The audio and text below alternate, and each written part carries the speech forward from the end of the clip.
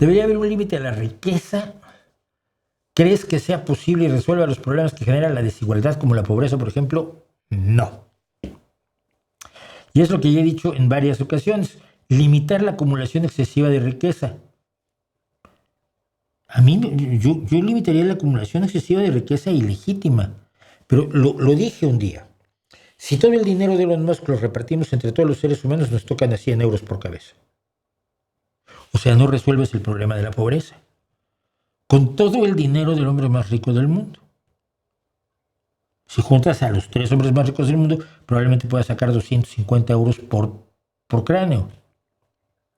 Con 250 euros no resuelves el problema de la pobreza.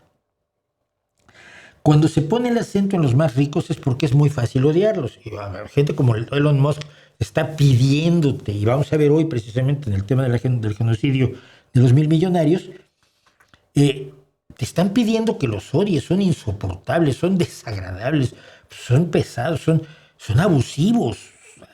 Yo prefiero que Jeff Bezos pague mejores salarios a sus trabajadores que repartir su dinero, ¿no?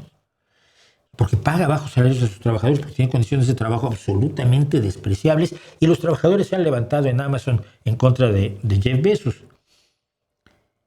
Pero precisamente porque es muy fácil odiarlos, es muy fácil descreer que la riqueza es de suma cero. Es decir, si tú le quitas su riqueza a los ricos, automáticamente los pobres dejan de serlo. No es cierto. No hay ningún indicio de que así sea. ¿Qué es lo que ha acabado con la pobreza? Las oportunidades a más gente para poder ser económicamente independiente. La escuela, la educación, la salud, la vivienda digna, el agua, la electricidad, eso. Y las oportunidades. La generación de oportunidades, que esa, lo siento, en gran medida la generación de oportunidades la tiene que hacer el Estado, porque a la capital le interesa generar muy pocas oportunidades y muy específicas para sus intereses. Esta idea de que el capital siempre es innovador es bastante problemática. No es cierto. El capital muchas veces es enormemente conservador, como decía un amigo mío que desgraciadamente asesinaron en México. No hay nada en el mundo más miedoso que $1,000,000, salvo $2,000,000. Sí, la gente tiene miedo de perder lo que tiene. Entonces, yo no quiero limitar la riqueza, yo quiero limitar la pobreza. Vuelvo a decir, si existen ricos como Elon Musk, ojalá menos malas personas que Elon Musk, Bill Gates, que es menos malo, era mala persona y se le fue quitando. Si tienes unos cuantos ricos, pero toda la gente vive dignamente y tiene escuela y tiene salud y tiene una vivienda digna y tiene servicios y tiene ingreso disponible, tiene la oportunidad de disfrutar su mundo, el arte, el entretenimiento, la diversión, los viajes, etcétera. A mí no me preocupa que haya ricos, me da igual.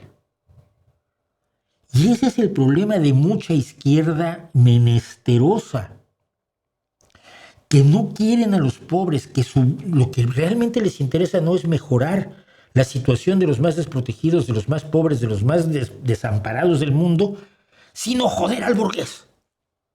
Lo que tienen es odio hacia arriba más que amor hacia abajo. Y yo lo he visto. Esto era uno de los comentarios que le hizo Lenin, por cierto, a Bertrand Russell, de cómo los campesinos iban a matar a muchos kulaks. Y Bertrand Russell, que era un hombre así enormemente propio y británico, como corresponde a un conde británico, decía, no me pareció muy correcta su observación. Y se está diciendo que le encanta que van a matar ricos.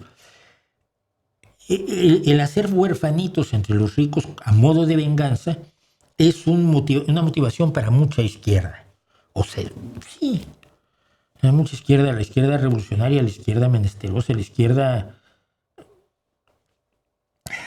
que no me gusta. Pero se ha demostrado además que no pasa, que cuando haces la revolución y acabas con los ricos, la gente sigue siendo pobre. Hoy es pobre en Cuba, ayer era pobre en la Unión Soviética y en todos los países del mundo soviético. No es la solución. Claro que la acumulación excesiva de riqueza debe ser controlada si es ilegítima. Pero si es legítima, tú sigues ganando. Yo te sigo subiendo los impuestos. porque me vas a ayudar a financiar lo que me interesa, que es acabar con la pobreza. ¿Sabes cuál es el problema? Que en muchos países como Estados Unidos, Elon Musk paga menos impuestos que yo aquí en España. Donald Trump nunca ha entregado sus declaraciones de impuestos porque no paga impuestos. Los más ricos eluden la mayor cantidad de impuestos que deberían pagar. Todos tratamos no dije eludir, evaden. Eludir impuestos es lo que hacemos todos. Oye, ¿cómo hago para pagar lo menos posible, pero que sea lo justo? Eso es eludir. Si si pido facturas cada vez que voy a comer y algunas las puedo meter en la declaración, pues mira, eso un poquito desgrabo un poquito. Ellos evaden grandes cantidades de impuestos y se oponen a que se hagan cargas impositivas, cargas fiscales, a ellos como millonarios, a sus empresas, a las grandes corporaciones, a sus familias. Y esto es lo que hay que pelear. Eso es lo que hay que pelear.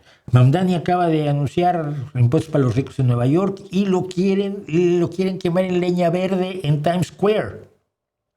Pero esa es la solución, Marín Francisco, y no limitar la riqueza.